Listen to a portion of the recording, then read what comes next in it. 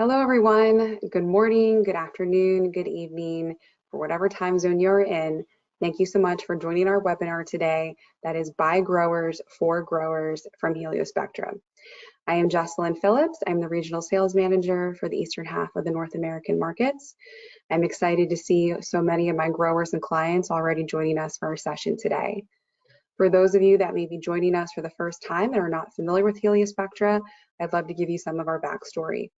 Heliospectra is a Swedish company founded in 2006 by plant scientists and biologists with one true vision in mind: to make crop production more intelligent and resource efficient.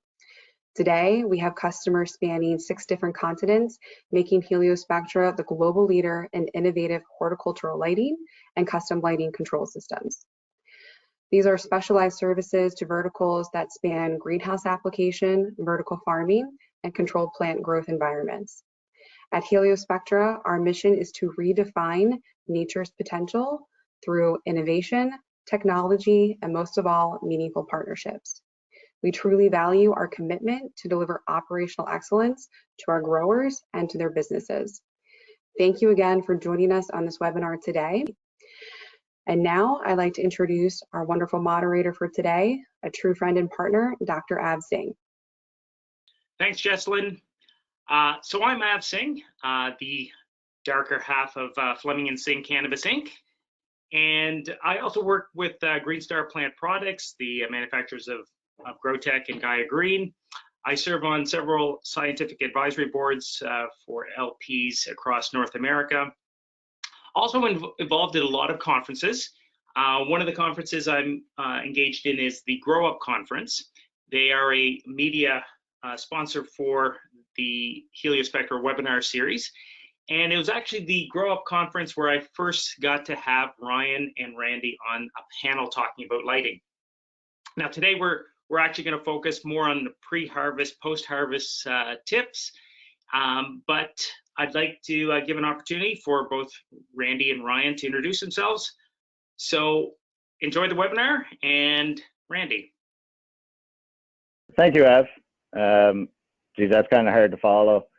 So my name is Randy Fleming. I've been cultivating cannabis for over 25 years in the legacy market. About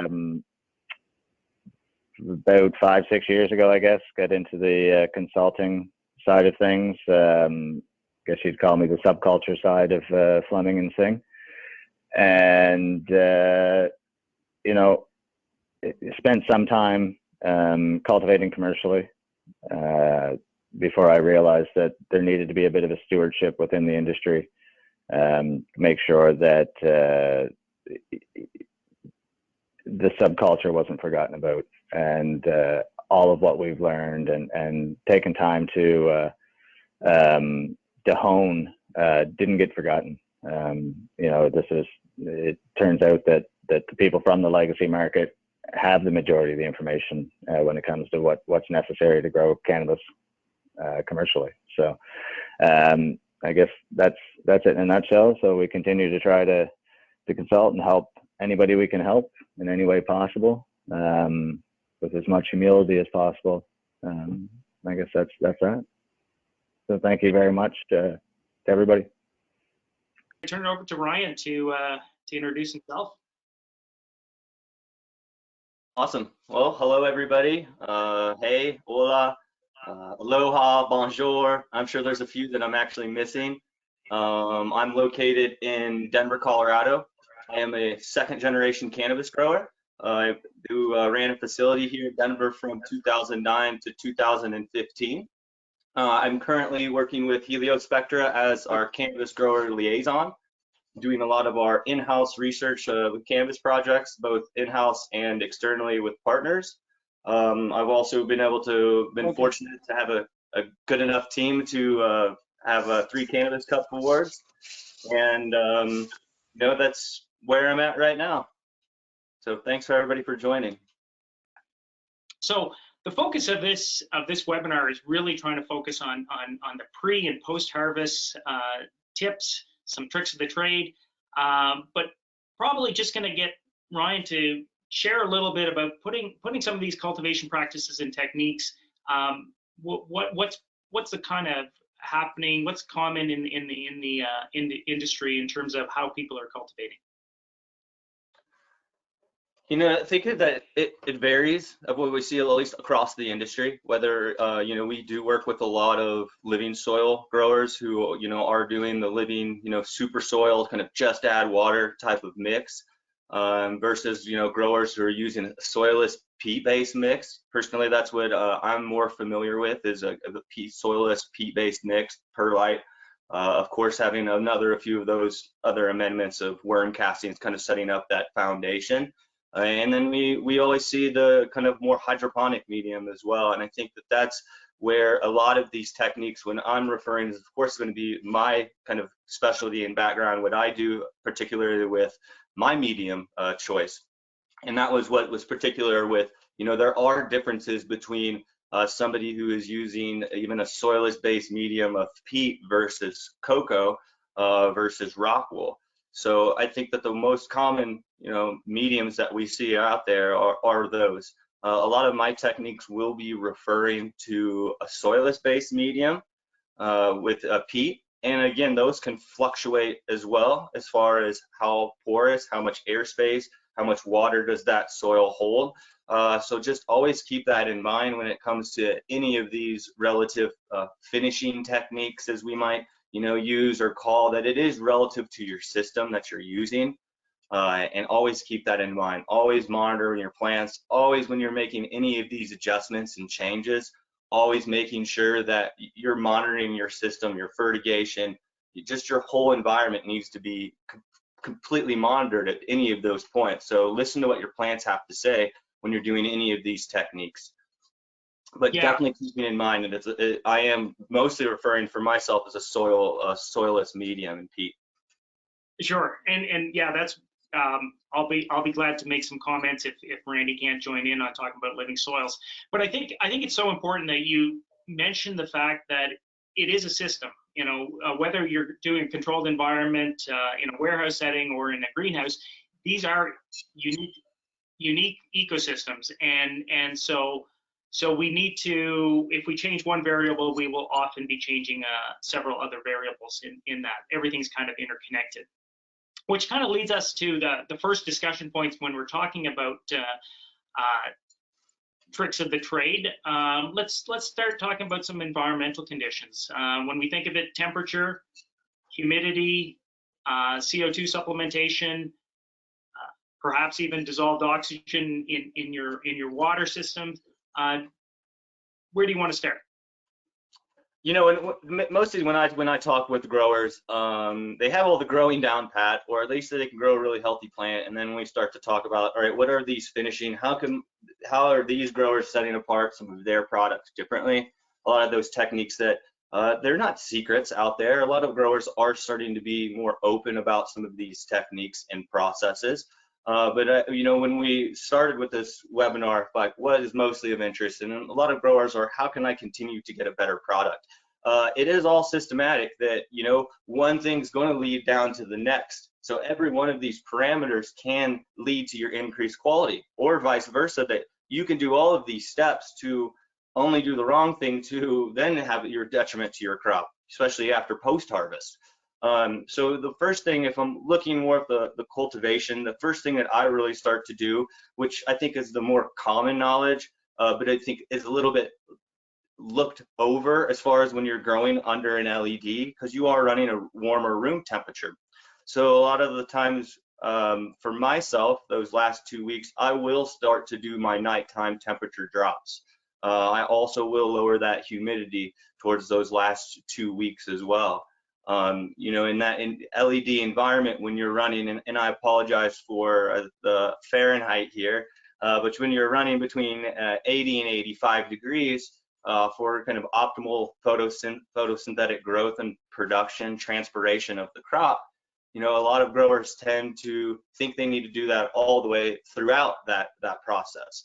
Although the crop is still producing and growing and still putting on biomass those last 2 weeks, we are really trying to focus on how to increase our secondary metabolite production. And also some of those colorings, the carotenoids, the anthocyanins, so those purples and pinks that you start to see, the same in nature. So in my sense, those last 2 weeks of flowering, I will start to gradually drop that nighttime temperature.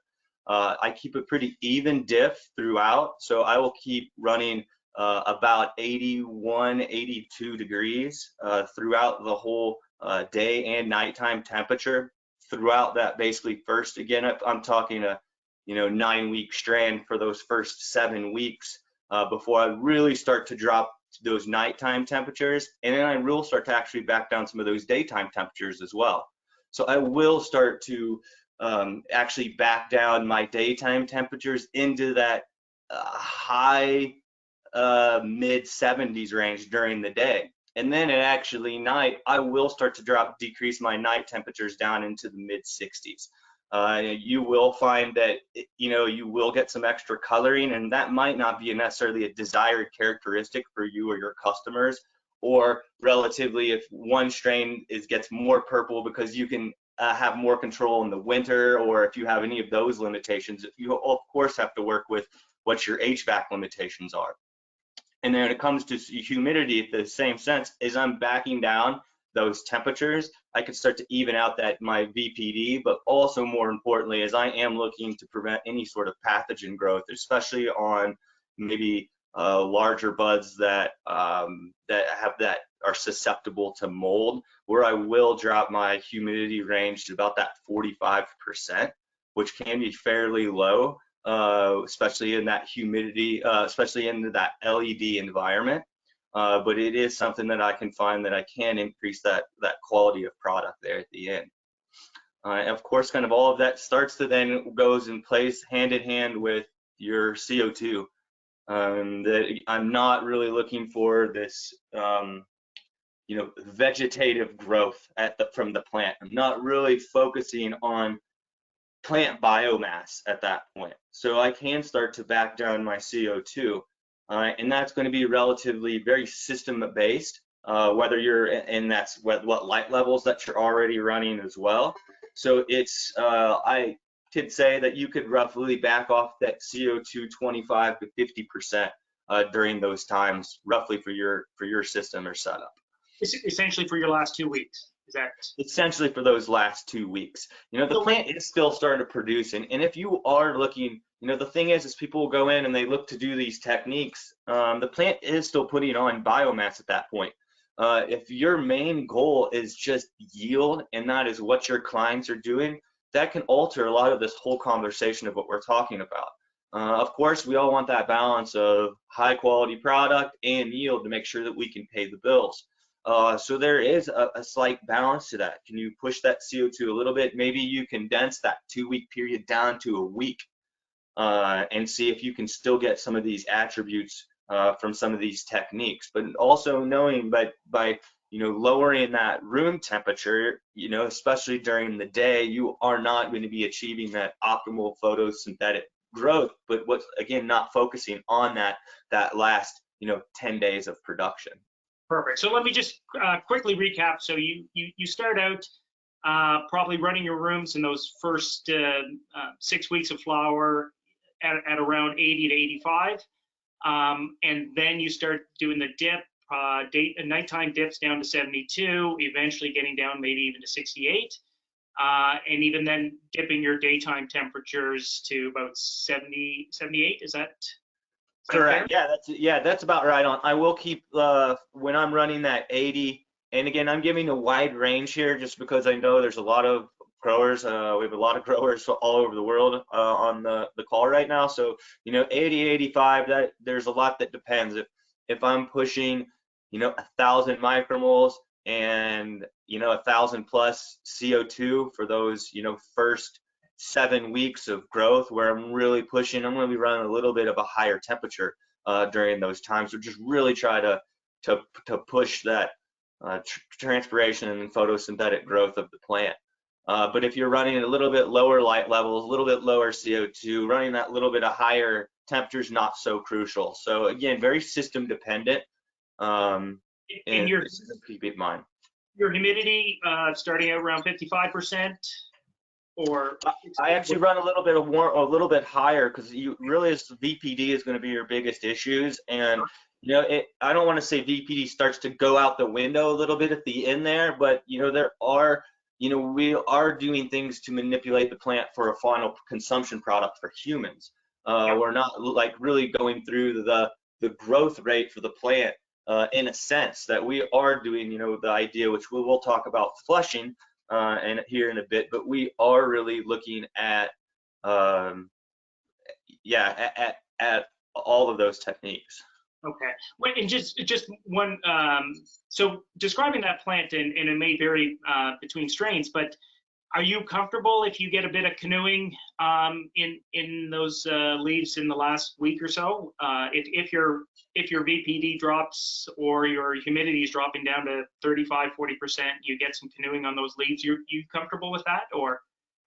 You know, the canoeing doesn't necessarily bother me, but typically I don't find that it's really happening, depending if it's working hand in hand with your flushing, because your plant's already kind of senescing and going through, and you're already, you know, these next steps and processes that we're going to do when it talks to fertigation really starts to combat that canoeing that we see, that plant's really not, you know, transpiring all that much at that point. So I find that if you'll get more of that canoeing when you're growing under HID lighting, for instance, that I think that you'll see it more prevalent than comparing to LEDs, especially those last 2 weeks.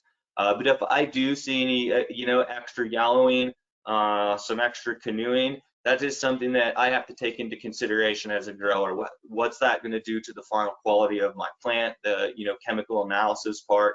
Am I going to even like the flavor of that? Because you will particularly, you know, through certain varieties find that some strains will and are going to respond a little bit differently to all of these steps, whether it's your environmental temperature drop and it turns purple, or does it yellow too much when you do your flush. So you'll find let's just jump right into that. You've talked about fertigation. You mentioned you know, flush. Let's jump into what are some of those other techniques you can be using to increase most likely quality of the product? Well, so you know, we touched on some of the environmental characteristics, and I think we covered those all fairly well when it comes to temperature drop, CO2. I think that the next part for me in the actual process is that flush. It's very dependent. This is very particular, and I think we might have Randy on, but I'm not for sure if he can actually speak. I do see his name, but if he can, I'll still continue to all this. But it does pertain to what medium that you're going to be working with. If you, also not only what medium you're working with, what fertilizers that you're working with. Are you using a living soil, particular, which, you know, Randy, you know, you're especially in knowing that situation where you're already feeding just water, and how do you go about those processes? Myself, I'm feeding basically non-available nutrients, so it's all basically an organic based product. A lot of beet vinasse, a lot of kelp.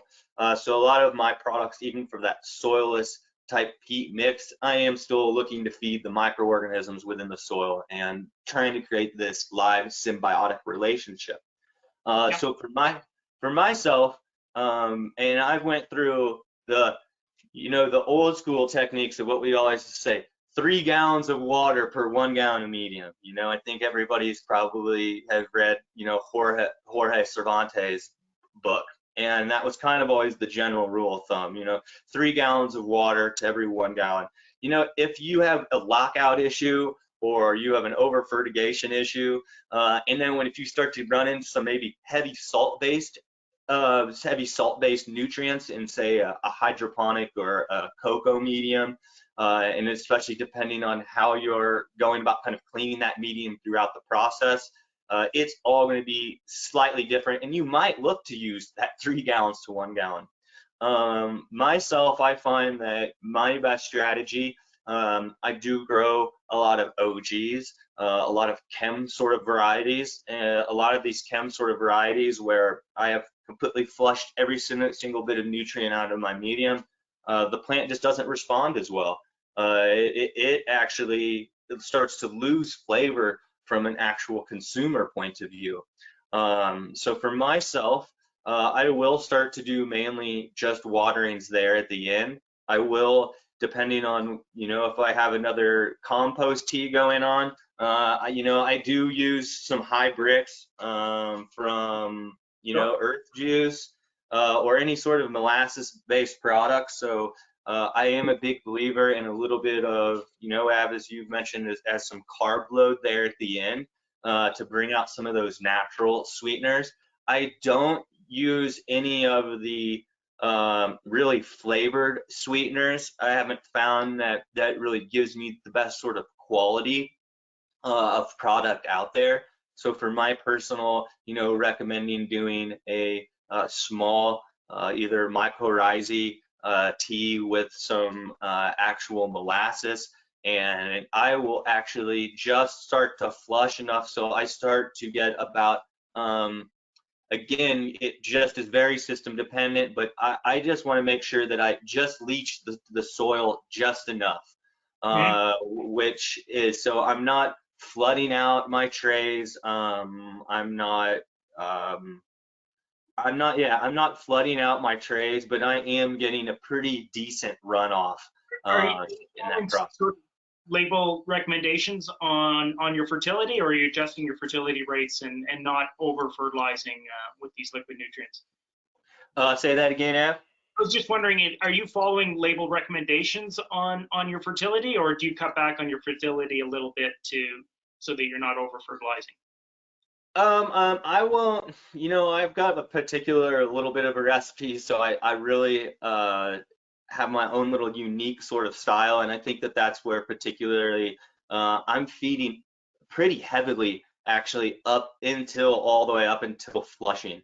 My product's not, I think it'd be different if you were a salt-based nutrient that you could start to cut a little bit earlier out, but up until those last 10 days to a week, and I think that some people relatively would say that's a short flushing period. That's very strain dependent. It's also my medium and nutrients. So always keep that into consideration. But I find if I start 2 weeks out, then I'll start to get a little bit too,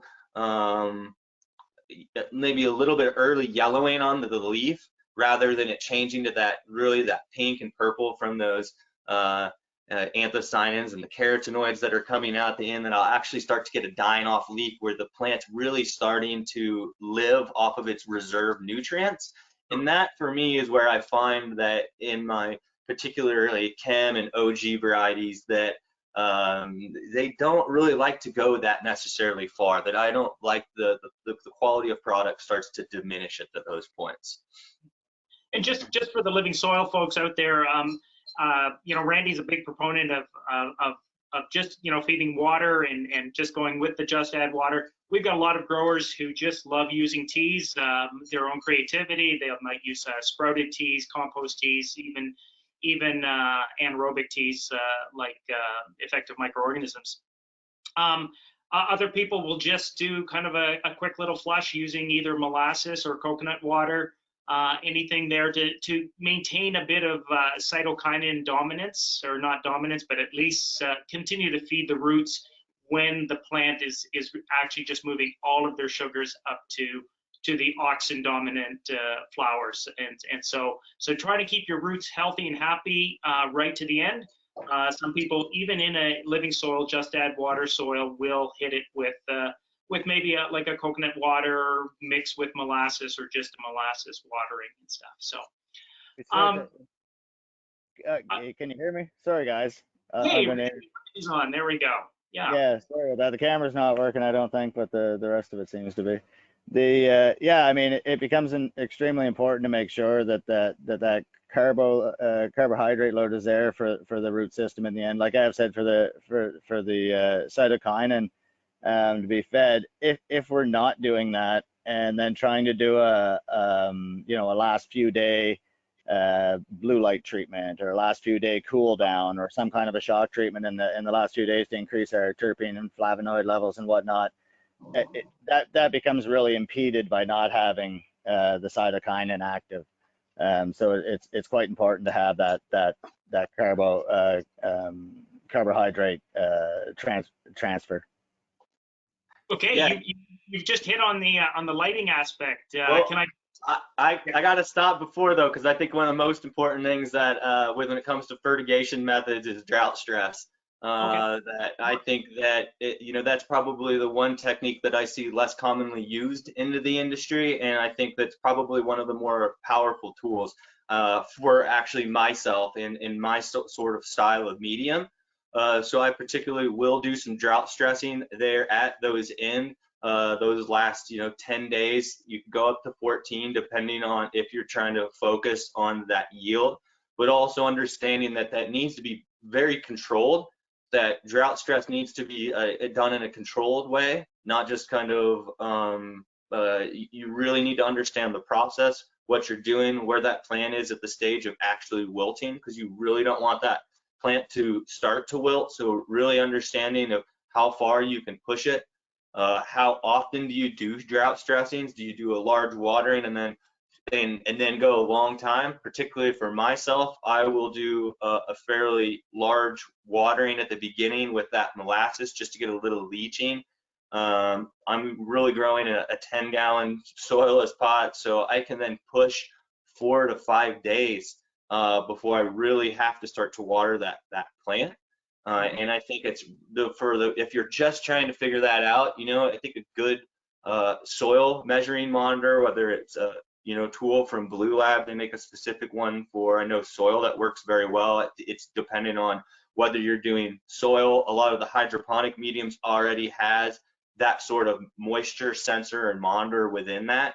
And really then dial that in. Really find that plant where you can start to find where you can almost, your plants are almost going to wilt, but then you can hit them with that, that little bit of water there at the end. After I do that molasses, I do just finish out with pure water after that initial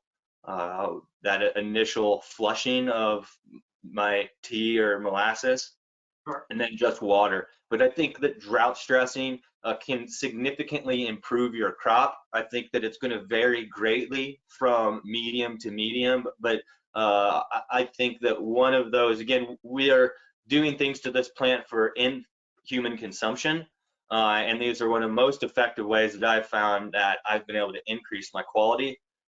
There's some studies done by University of Guelph in Canada that actually has done drought stress testing. There's more of this research needs to be done in the cannabis community, especially a lot of these in techniques.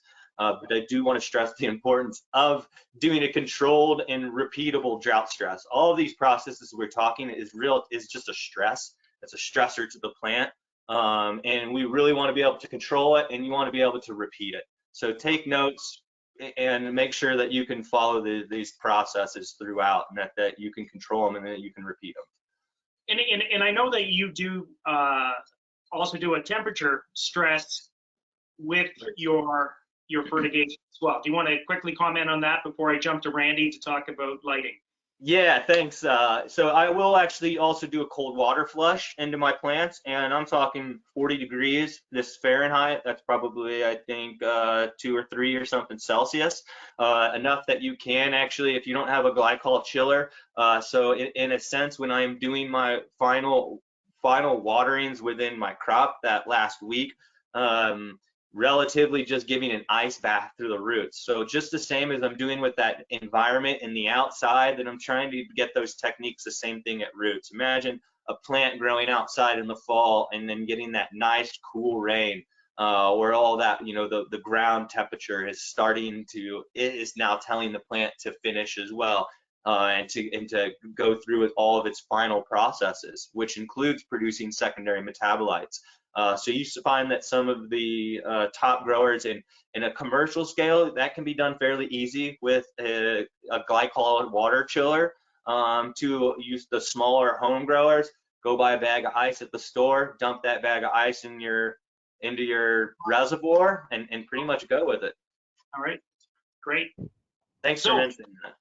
Yeah, well, we got Randy on here. Let's talk about any lighting techniques that you use to either increase quality pre-harvest. Yeah, I mean, traditionally we were always taught, some dark period, whether it be a 48 hours of dark and then harvest. we're seeing now where we have the advent of being able to utilize spectrum altering LEDs, that we now have the ability to put a far blue over a plant for a 48-hour period, or maybe utilize that blue at a very low intensity or very low ppfd during the dark period for maybe the last week, to try to encourage terpene and flavonoid production within the plant. Just one more stressor, that's one more tool in our toolbox to add stress to the plant in a fashion that's not going to be, and when we say add stress, I don't want people thinking that, I'm into going and beating my plants. I love these things to death. So it's subtle stresses, trying to mimic what stressors happen outdoors, but no dramatic extremes beyond that. It's not like we're trying to make these plants think they're in the middle of December when they should be September, right? So just give them that slight bit of cool. Yeah, I think that's a great point. I think it's really important that before we do any of these stressors, that you are monitoring your plants really well, checking to see if you're seeing any signs of powdery mildew, any signs of botrytis. Increasing those type of stresses at times where you may already have a immune compromised plant is probably not the best idea. So you want to make sure that you've really looked at the plant, make sure that it doesn't have any calcium deficiencies, doesn't have signs of powdery mildew, then implement these controlled stresses that will definitely bring up the quality. I think that's great. When you did mention light intensity, what type of ppfd of blue light are we looking at? Ryan, is that something that you might be able to comment on? Yeah, well, I mean, in any of the spectrum controlled situation, you are relatively dropping the intensity. And just like we mentioned with the drought stressor, we really need a lot of actual research. And we can do the research on the growing end, where we can do these quality of tests and get chemical analysis. But it's a combination, I think, for us to truly understand what's happening on the actual kind of cellular level of the plant at that point. For the most part, we're seeing that we're dropping, and we're only running roughly, 250 micromoles or so onto the plant. It's very dependent on how your light plan's been developed or designed. Now, are we finding that that blue light and doing that higher blue light exposure at the end, is it the lowering of the light that's increasing it? Is it just the blue spectrum? Because we're starting to dabble into closer to that UV range within the spectrum.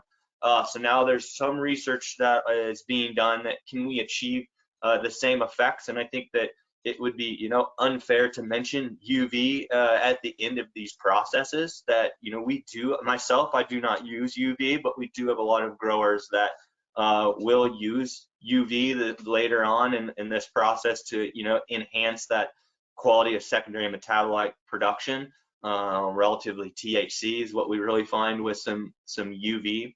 But I myself doesn't use it, so there still needs to be enough more research to be done, and not just from the grower and the chemical analysis side, but from the whole plant biology perspective. And we're starting to, which is great, getting involved more and more universities, including even in Spain and in Europe. We work closely with some universities with some hemp programs. So it's been really great to see the academic community and with all of us growers that I think that it's important that we kind of keep that relationship and work together to really try to optimize to bring out the quality of the plant. I did want to mention, with the UV is still early on in the phases. We still need to truly understand what's happening. Is it a benefit? And also, how can we do it without hurting humans? Because it's a fairly unsafe product to be using with workers. Randy mentioned 24 to 48 hours of darkness. I see that less done in a commercial aspect. It seems that that it's more of the which is not a problem. I see a little less done in the commercial aspect. People are ready to try to crank out, get their rooms clean, filled up, ready to go. I do like to point out, we've mentioned the blue light. I do like to talk about sativas. because, you know, more times than not, we'll run into some finicky sativa strain that just doesn't want to finish 11, 12 weeks. Any equatorial based plant, you know, when it's grown up in 12 hours and it's just been bred and that's what it's used to, you really have to start to do some different either flushing techniques, environmental changes, but particularly I see lighting changes done. So with those sativas, don't be afraid to start backing off that photo period from anywhere from 12 hours to cutting down to 10 hours. So 10 hours of on to 14 hours of darkness. And again, you're going to have to listen to your plant, let your plant tell you if you start to see some of that foxtailing or some of those, you know, the extra pistils or that extra, you know, vegetative like growth coming off. That's when you know you probably need to either back up of light intensity or start cutting back onto your photo period. And I think that's one of those areas that people never think about when it comes to finishing their plant. But really particularly those equatorial based plants, because they're just so used to 12-12 that they'll just continue to grow. So yeah, that's a great lead into how do you decide when it's time to harvest? Randy, do you want to comment on? You know, you hear a lot of people will base it on the color of the pistils or hairs. How do you decide when you're ready to harvest a plant? You know, traditionally that's what we've been taught. Was to take a look at the trichomes with a loop, start watching them when you see the first pistil start to change color on the plant, so you get an accurate assessment of how quickly your trichomes go from clear to cloudy to clear for, you know, a 24-hour period to amber. That, you know, and so historically all the old timers would tell me, oh, take her to 50% amber, buddy. Well, that's great, you know, and it made for a very narcotic smoking product, and at least that's that. Anecdotally, this is what I saw from it. So that was always the way, and then you started to see commercial production early on. When I saw commercial production in the U.S. side of things, they were taking when everything was milky and saying, okay, well at milky we have the highest THC percentage, but the more that you start to talk to people now with the advent of people being now able to have testing equipment at home, you know, for $1,500 or $2,000 for a pretty accurate piece of equipment to tell them what their THC percentages, let's say, are, or CBD percentages are. People are now getting onto the idea of, hey, I can harvest a bud and kind of quick dry it down at week 6 and week 7 and week 8 and week 9 and watch the trichomes as you go through that process, because it's going to be very strain dependent. Right. We're starting to I'm hearing a lot and from, you know, some extremely reputable sources where they're doing testing like that along the way and finding that some of these strains, as they get into that amber phase, they're not seeing a direct representation between how much amber and how much CBN is represented in the plant, and they're also not seeing a degradation in THC because of that ambering of the plant. So, you know, I think it's, as Ryan pointed out earlier, we have to definitely embrace some science in this to help move us forward with the intricacies of the plant, and when maybe strain specifically it should be harvested. We may find that one strain over another wants to be 60% amber, but if you do that, you take it from a 23% THC to 26% THC. Now, I'm not saying that's necessarily a good thing. You know, there's plenty of cannabis out there at 17% that most people would say is, if they didn't know percentages, would say that's the stuff I love. It's the best stuff I've ever smoked, instead of a 30% THC strain. But it is very, you know, subjective. Well, you know, I guess we're getting close to you know, turning it over to some questions. But you know, we're just at the harvest period, right? We just harvested our plant. So much about the tricks of the trade and is about that post-harvest process and sort of in that drying, curing, or perhaps you know, that all of the stuff that's being done right after harvest. Perhaps if Jesselyn's there, if she can tell me, do we have lots of questions online? I can't see anything, so wondering if we can maybe get folks, Ryan and Randy, to comment on that post-harvest, the drying, curing process, or should we jump to questions? We do have a fair amount of questions. We certainly won't have time for them all. We can present a couple, and then keep in mind we will send a follow-up email to everyone to address all of the questions. We do have a lot of questions on light and spectrum. Our next webinar on the 30th is on this topic. So I might just address some of the soil and fertilizer questions coming in, and then we can follow up by email and the presentation next week for more of light and spectrum questions. So I'm going to shoot a couple of them off to you guys. That way you can compile them into answers. But here we go. So with living soil, do you flush starting in the last 2 weeks? What changes are you aiming for in your flower with a cold water flush? On the limit. Oh, you're going to do a bunch at once? Or do you want and to maybe, yeah, I'm going to group these three together for you guys. And then also, what quantity and concentration of molasses do you add for finishing? So I'll just comment quick on the living soil side of things. I don't flush. Reason being is that the plant won't, just like we won't gorge ourselves. We get sick, we don't feel well, we don't do it again.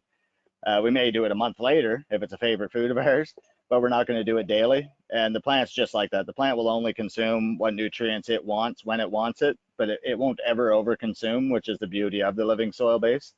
Not having to guess whether my plant's hungry or not. So with that organic methodology in mind, I allow it to roll right to the very dirty end. Now the watering does decrease. A good example of this is I use capillary mats. Coming on the last 3 weeks of flower, those capillary mats will start to puddle up with water not being used by the plants if I don't turn back my watering schedule. Same way you would need to decrease your feeding schedule in a synthetic situation. And in terms of whether you're using coconut water or using a molasses tea, usually if you're just trying to do a feed to those roots to keep those microbes happy, usually like a 2% solution of molasses is good enough. Yeah, you're not really trying to provide a lot of sugar. You're just trying to mimic a little bit of what that sap would do if the plant continued to feed the roots, which it typically stops towards the end. Yeah, I'm going to use 15 mils a gallon of molasses is going to be my rate that I'm going to use. As far as what I'm going to see from cold water flushing, typically I obviously see a little bit of a denser flower. So I will start to see that flower start to, maybe not so much visually, but you will start to see that flower to the feel especially, will start to densen up. And also trichome production. You will start to really see that trichome production really being pushed there at the end. You could do all of these techniques and you can ruin it with a harvest. You can ruin it post-harvest, as Av mentions. So to really keep that in mind, that if you're going to do all of these techniques and go through these processes, that's going to then oxidize all of these very volatile compounds onto the crop, you can ruin it. So those in harvest, keep that 50%, run about a week, but that's really an in-depth conversation that I think we could go on for a lot. So just keep it in mind. We do have a follow-up question. Oh, sorry, I was going to say we do have a follow-up question for Ryan. Do you use chemical fertilizers? If so, which one? Most of my fertilizers are actually not. I do a few actually Botanicare, so I will use some CalMag Plus from Botanicare. I haven't necessarily found an organic really CalMag that I particularly like. I have used some other Botanicare products for Pure Blend. I'm not sold on any, whether it's powder feeding from Greenhouse Seed Company or GH or Canna. There's I think a lot of good products out there. What we start to find is that the products start to be, with the rush, that you can find some dilution issues where that you run into inconsistent products. But as far as myself, I do like any of the Atami products because those are just a kelp-based organic nutrient. But I have used some Liquid Karma from Botanicare and CalMag Plus. I do think those are two really great products. I was going to make a quick comment on the living soil side and the cold water flush. I tend not to. I like to keep the root zone the same temperature, nice and warm. For the reason solely, and Av, correct me if I'm wrong, as you're the doctor of soil. It's in my mind, it's slowing down the bacteria, the microorganisms I have in the soil to have them at a really cool rate, and I don't want to force any into hibernization. I want them all active. However, the room itself, I would like to cool the room. So have that cooling period within the room, daytime to nighttime, even drop your daytime temperatures a bit, I find I like to do. However, I like to not get the root mass too cold if it's a living soil base for that reason. Okay. So we do have a lot of lighting questions coming in, and we do have a whole session on that for next week. But for a lot of people that are joining for the first time that want to understand what makes LED light so unique, what makes heliospectral lights unique, and then that in application with cultivation, maybe we could just dive into that a little bit, and then next week get into the deeper level of the spectrums. Whoever wants to take that first. Yeah, that's fine. I can answer. I'm sure everybody will have a little bit of comment. I think that LEDs are it's a different way of growing. It's a more efficient way of growing. What makes LEDs so unique is that ability to customize that spectra. And having that customized spectrum, really tailored towards plant growth. I think that that's the most important thing. And you've seen a lot of these LEDs transition from how they've actually, from very early on into the scene, where a lot of us growers honestly didn't have great success. You saw just, these pure red and blue LEDs. And, although that had a lot of science based behind it, like understanding what actually chlorophyll, what that actually absorbs to create photosynthetic production, which is a majority of red and blue light, but also understanding that in cannabis, we're achieving different things. We're looking at a flowering crop, we're looking at a high profit margin crop that's a high density. So I'm talking like the canopy is really, really thick, and also the plant's really, really light hungry. So LEDs have been able to advance fairly quick into the industry, especially with the evolution with legalization of cannabis and where we're at, and especially people looking to become more green as an industry, lowering their carbon footprint, also getting a lot of pressure and incentives from utility and local jurisdictions. So LEDs really allowed us to really convert electricity in the most efficient way to deliver photons in the most as we say, quality of spectrum to the actual crop, depending on what stage of growth that it's at. And as a non-grower, I probably shouldn't be commenting too much, but what we have noticed a lot using a living soil system and then using LEDs is because of that transition, the ability for you to signal to that plant that you're moving from vegetative into photosynthesis, into flowering. The transition happens quicker, and oftentimes you are harvesting a 9-week flower strain in about 8 weeks. So yeah, it comes down to me to make a very simple statement on LEDs in general, and what I traditionally had to use for grow lights in HPS and metal halide and ceramic metal halide and things like this. What we have to remember is early on, some of the first lights we got to work with were high pressure sodium metal halide, ceramic metal halide, and the reason being is because they existed, especially metal halide and high pressure sodium, to light parking lots and stadiums and warehouses and stuff like this. It was an ultra intense light that we were able to take and utilize for our crops, but it was the most intense light out there at the time that we could utilize. So we used it, and it worked really, really, really well. But then all of a sudden, we have to remember that it wasn't built and designed necessarily to grow plants, whereas the LEDs that we use in grow rooms today were built and designed, the spectrums, specifically for plant production. And so, number one, we've got to step up. It's HPS, metal halide, there was new bulbs created that would give you slightly different spectrums, but it's like having your old car and changing the tires and having brand new Pirellis on it. It doesn't mean it's going to be any more better performance car. It might stick to the road better, but that's it. It doesn't give you any more horsepower. It doesn't give you any more options. The LED, there's so much more option. At a conference, I once said that, you know, most lighting out there until LED came along was like a 10mm wrench in a toolbox. That 10mm wrench will take nearly anything in this world apart, it feels like, and it's usually the one we're always missing. However, an LED is much more similar to having an adjustable wrench. There's so much more you can do with it because you're able to sometimes adjust the spectrum or have a much more specific spectrum over your plants that your plants are going to, in all regards, enjoy. You know, I like to you know, talk about the, you know, us as growers, we've always kind of been utilizing spectrum control. And I get into the conversations when we talk about spectrum and then like LEDs, matic spectrum. Well, most of us growers were already utilizing a spectrum control, as Randy points out. We just didn't have really or put science behind it, but we understood that we have a metal halide or CMH or a higher bluer spectrum of light, and we understood we liked the results that we were getting off of that in the veg cycle.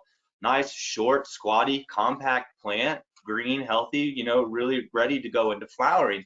Versus when we move into flowering, when we would, you know, go under a DE or a more red kind of spectrum that we've understood just because we like that red really can promote flower growth and stem growth. Which will then, of course, holds the flower. So there's all these attributes, and we've been utilizing spectrum control from the beginning.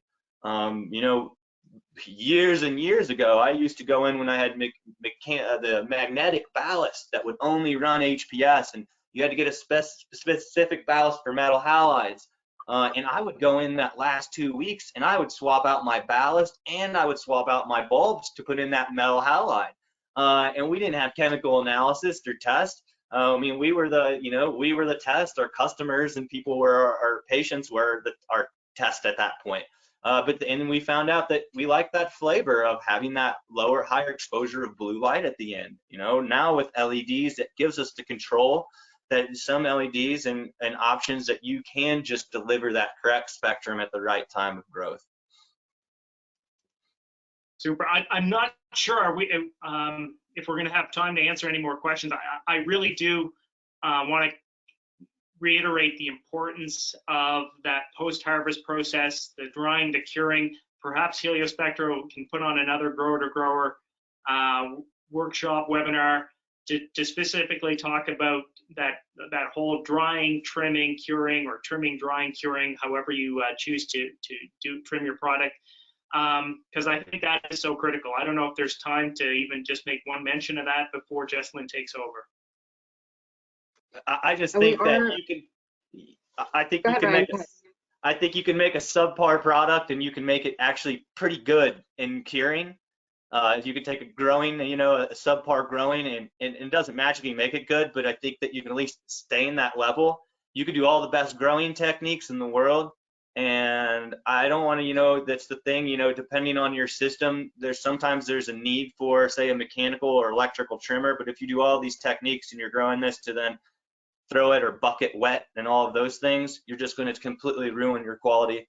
Myself as a consumer, or, you know, as a patient myself, I can tell you 90% of the time if that product's been wet trimmed versus dry trim. I'm not a fan of wet trimming. I could taste that plant matter onto the plant actually myself and consumption.